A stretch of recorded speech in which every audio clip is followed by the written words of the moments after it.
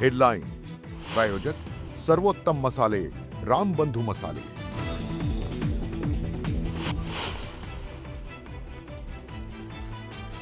दौंड तालुक्यातील यवतमध्ये मोठा तणाव। सोशल मीडियावरील पोस्टवरून दोन गट आमने सामने, गाड्यांची तोडफोड तर काही ठिकाणी जाळपोळ। पोलिसांचा मोठा बंदोबस्त तैनात।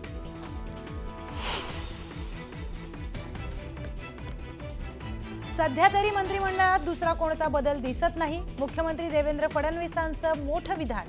मुख्यमंत्र्यांच्या विधानानं मंत्रिमंडळामध्ये बदलाचे संकेत धूसर।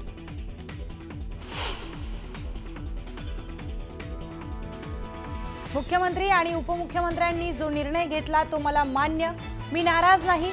खाते बदलानंतर क्रीडा मंत्री माणिकराव कोकाटेंची पहिली प्रतिक्रिया।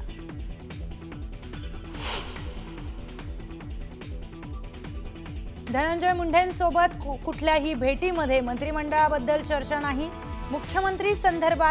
मंत्रिपदासंदर्भात निर्णय घ्यायचा असल्यास आम्ही तिघे एकत्र ठरवू।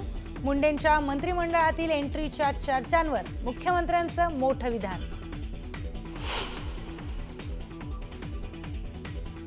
पुण्यात उपमुख्यमंत्री अजितदादांची तुफान फटकेबाजी। तुमच्याकडून कोणतीही चूक होऊ देऊ नका, तर चौफुल्यावर जाऊन तडफडू नका म्हणत दादांनी खास शैलीत कार्यकर्त्यांना दिली तंबी।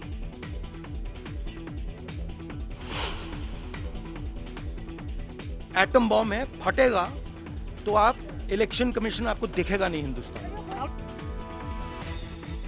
मतदान चोरी झाल्याचा राहुल गांधींचा आरोप। कुणालाही सोडणार नाही, राहुल गांधींचा निवडणूक आयोगाला इशारा।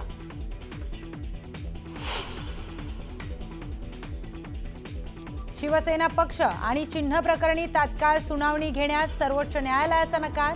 तात्काळ सुनावणी घेण्यास नकार दिल्याने सुनावणी लांबणीवर जाण्याची शक्यता।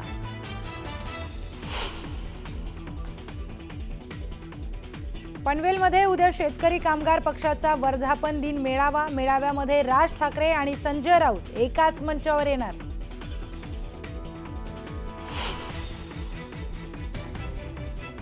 उपराष्ट्रपती पदासाठी येत्या 9 सप्टेंबरला निवडणूक होणार। धनखड यांच्या राजीनाम्यानंतर नव्या उपराष्ट्रपतींची निवड होणार।